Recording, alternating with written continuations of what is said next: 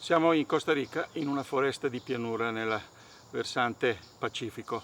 Il sottobosco è ricco di piante e ovviamente tanti animali. Qui sopra questa foglia ci sono due opilioni. Sono degli arachnidi, quindi parenti dei ragni, però che hanno alcune differenze. Innanzitutto il loro corpo non è diviso in due come nei ragni, non si distingue una parte anteriore e una posteriore, ma sembra una pallina compatta. Secondo, non sono mai velenosi, non hanno come i ragni le ghiandole del veleno, e terzo, non producono seta.